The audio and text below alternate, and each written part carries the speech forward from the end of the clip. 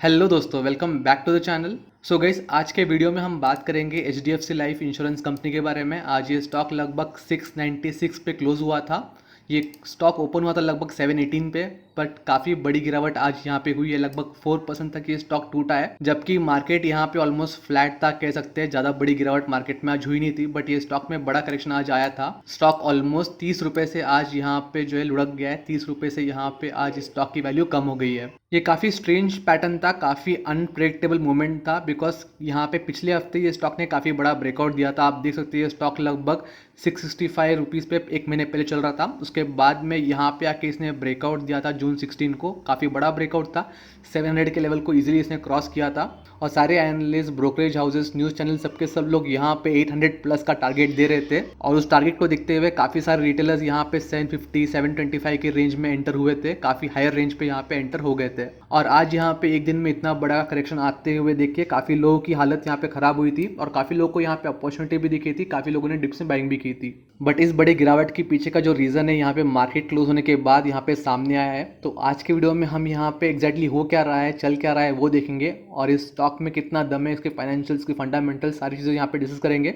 और किसी ने यहाँ पे स्टॉक को होल्ड किया है, किसी ने यहाँ पे इन्वेस्ट किया है, तो इसकी आगे की स्ट्रैटेजी क्या होनी चाहिए उस पर हम देखेंगे। और साथ ही साथ ये स्टॉक कितना और ज़्यादा गिर सकता है और कब हमें बाइंग शुरू करनी चाहिए, उस चीज़ पर भी हम नज़र डालने वाले हैं। तो सबसे पहले यहाँ पे जो न्यूज़ चल रही है उस पर मैं आपको लेके आया हूँ। Standard life to sell HDFC life shares worth of ₹621 million in block deal. So यहाँ पे जून 29, 2021 यानी कि कल के दिन स्टैंडर्ड लाइफ जो है एचडीएफसी लाइफ के लगभग 621 मिलियन की ब्लॉक डील करने वाली है। इनके जो शेयर है जिसका वर्थ है लगभग 621 मिलियन, उसको बेचने वाली है। करंटली स्टैंडर्ड लाइफ के पास एचडीएफसी लाइफ के ऑलमोस्ट यहाँ पे 8% से ज़्यादा स्टेक है, और उसमें से ये कंपनी बेच रही है लगभग 3.46% स्टेक। इसका अगर इंडियन करेंसी में कन्वर्जन करें तो आपको लगभग यहाँ पे 4606 करोड़ की कल यहाँ पे डील दिखाई दे सकती है। एंड अगर नंबर ऑफ शेयर्स की बात करें तो अराउंड 7 करोड़ शेयर्स यहाँ पे बन जाते हैं। और जैसे कि मैंने पहले कहा कि स्टैंडर्ड लाइफ के पास यहाँ पे लगभग 8.88% का स्टेक है इस कंपनी में, तो यहाँ पे लगभग 3.46% बेचने के बाद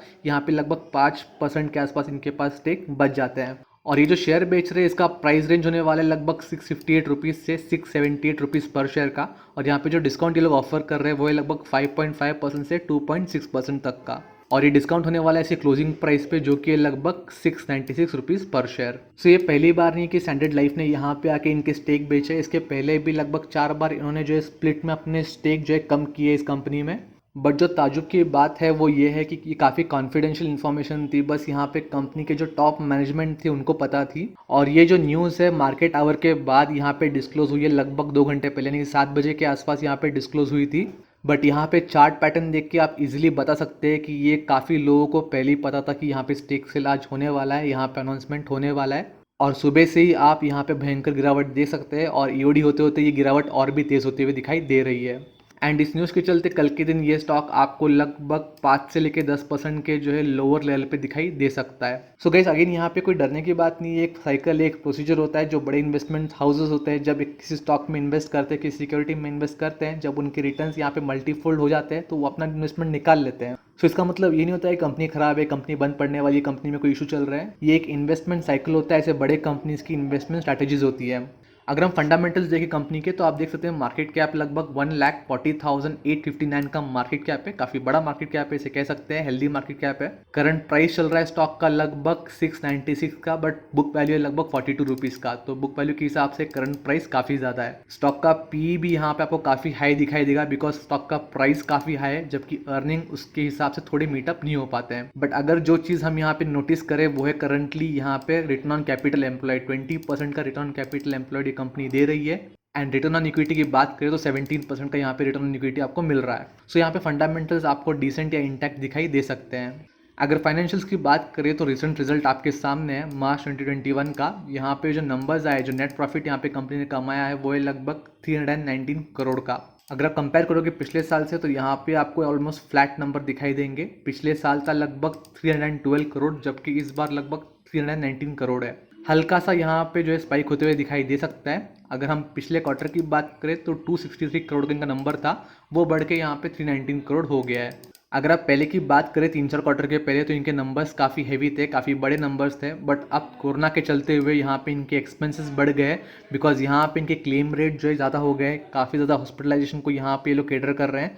उस वजह से इनका जो यहाँ पे एक्सपेंस बढ़ने की वजह से इनके प्रॉफिटेबिलिटी में हल्का सा यहाँ पे आपको इम्पैक्ट दिखाई दे रहा है। अगर बात करें बैलेंस शीट में, तो सबसे पहले नज़र आपको डालना है बोरिंग पे। इनकी बोरिंग हमेशा से जीरो रही है, बट पिछले साल लगभग 600 करोड़ 600 करोड़ की इनकी बोरिंग बढ़ गई है। बट उससे कंपैरिजन में इनके रिजर्व्स की बात करें तो रिजर्व्स भी काफ़ी ज़्यादा बढ़ गए, लगभग 6617 के इनकी रिजर्व्स है। तो उसके कंपैरिजन में यहाँ पे आपको बोरिंग ऑलमोस्ट जीरो दिखाई देगी। बोरिंग इनके पास अभी भी नहीं है, हम कह सकते हैं। अगर शेयर होल्डिंग पैटर्न की बात करें तो प्रमोटर के यहाँ पे आपको स्टेक कम होते हुए दिखाई दे रहे हैं। यहाँ पे जो हम देख रहे हैं, स्टैंडर्ड लाइफ इनका एक प्रमोटर है। आप देख सकते हैं यहाँ पे स्टैंडर्ड लाइफ जो अपना स्टेक कम करते जा रहे हैं। तो यहाँ पे इनका एक प्रमोटर जो अपना स्टेक कम कर रहा है, उस वजह से आपको यहाँ पे प्रमोटर स्टेक ऑलमोस्ट कम होते हुए दिखाई दे रही है। एफ की बात करें तो अपना स्टेक यहाँ पे बढ़ाते जा रहे हैं। डी की बात करें तो सेम स्टोरी है, डी भी अपना स्टेक यहाँ पे बढ़ा रहे हैं। पब्लिक के पास भी यहाँ पे स्टॉक जो है यहाँ पे होल्डिंग बढ़ते जा रही है year on year, quarter on quarter. So यहाँ पे जो माल प्रमोटर बेच रहा है, यहाँ पे तीनों ही एंटिटी इक्वली यहाँ पे खरीदते हुए दिखाई दे रही है। अगर चार्ट में से दिखना चाहे अगर चार्ट में से दिखना चाहे तो आप देख सकते हैं लगभग यहाँ पे मई 26 में इसने बॉटम टच किया था, लगभग 659 का रिसेंट बॉटम। उसके बाद से इसने अच्छा अपमूव लिया था। मार्केट काफ़ी यहाँ पे वीक चल रहा था बीच में, उसके बाद भी इस स्टॉक ने अच्छा ब्रेकआउट दिया था, लगभग यहाँ पे 729 को रीच आउट कर गया था। यहाँ पे इसकी जो आज की कैंडल उसे कहेंगे बेरिश एनगल्फिंग कैंडल। इसने एक दिन में इसके पिछले 4 से 5 दिन के पूरे एक हफ्ते का जो यहाँ पे बढ़त था उसको ख़त्म कर दिया। और कल यहाँ पे जो स्टेक सेल होने वाला है, उसके बाद ये शेयर आपको लगभग 650 की रेंज में दिखाई दे सकता है। सो मार्केट में काफ़ी ज़्यादा पैनिक क्रिएट किया गया है। काफ़ी ज़्यादा एनालिस्ट ये भी कह रहे हैं कि लोअर सर्किट लग सकता है। बट आपको यहाँ पे एक बता दूँ, रिसेंटली जो SBI कार्ड या फिर SBI लाइफ इंश्योरेंस में जहाँ पे OFS आया था, जहाँ पे ऐसा स्टेक सेल हुआ था, प्रमोटर अपने स्टेक यहाँ पे ओपन मार्केट में बेचे थे, तो ये ऑलरेडी प्री प्लान्ड होता है। ऑलरेडी उनके पास यहाँ पे स्ट्रैटेजी होती है। ये ऐसे ही आके अपने स्टेक बेच नहीं देते, बिकॉज उनको पता है जब इतना बड़ा स्टेक यहाँ पे मार्केट में लेके आ रहे हैं तो स्टॉक में लोअर सर्किट लग जाता है। सो ऑब्वियसली उनके पास बायर्स ऑलरेडी रेडी होते हैं। अगर पिछली बात करें यहाँ पे SBI कार्ड की, तो SBI कार्ड में जब ऐसे इंस्टीट्यूशन ने आके यहाँ पे सेल किया था ओपन मार्केट में, एक दिन पहले ऐसी सेम सिचुएशन था, एक दिन पहले बताया कि कल सेल करने वाले, उन्होंने सेल कर दिया। आई थिंक BNP पारिबास था वो।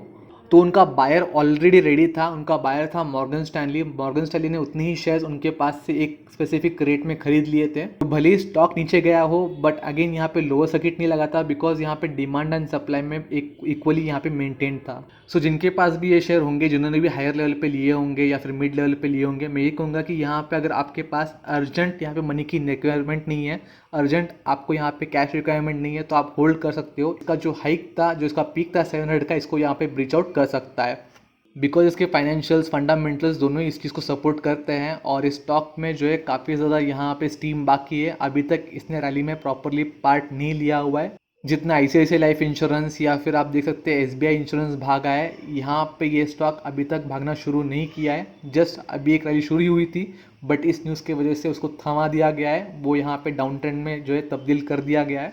बट इसके बाद जो एक बाउंस बैक लेगा, एक कंसोलिडेशन के बाद, एक करेक्शन के बाद, जब नए लोग यहाँ पे एंट्री लेंगे, जब नए बड़े इन्वेस्टर्स यहाँ पे आएंगे, तो ये स्टॉक में आपको वापस एक जान दिखाई दे सकती है।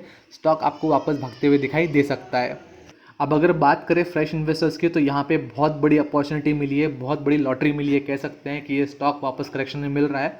एंड ऑब्वियसली हमेशा की तरह यहाँ पे जो है स्ट्रैटेजी होने वाली है बाइंग ऑन डिप्स की। पहली बाइंग हमें करनी चाहिए लगभग 650 के आसपास, बिकॉज इन्होंने स्टेक सेल का जो लोअर लिमिट लगाया लगभग 658 का लगाया, तो हो सकता है थोड़ा बहुत यहाँ पे और लुढ़क जाए, 650 तक आ जाए, तो वो हमारा पहला पॉइंट हो सकता है एंट्री का। उसके बाद वहाँ से जब भी 10% या 15% करेक्ट होता है, वहाँ पे आप थोड़ी थोड़ी करके यहाँ पे बाइंग शुरू कर सकते हैं, लॉन्ग टर्म के लिए एक्यूमुलेट कर सकते हैं। सो गाइस, ये लॉन्ग टर्म में काफ़ी अच्छा परफॉर्मेंस दे सकता है। लॉन्ग टर्म का स्टॉक है, यहाँ पे लोअर रेट में जो भी मिल रहा है एक्यूमुलेशन कर सकते हैं। इसके फाइनेंशियल्स फंडामेंटल्स इंटैक्ट है, इसके मैनेजमेंट में कोई गड़बड़ नहीं है, बस यहाँ पे स्टेक सेल हो रहा है, प्रॉफिट बुकिंग हो रही है, कह सकते हैं, उस वजह से यहाँ पे करेक्शन आ रहा है।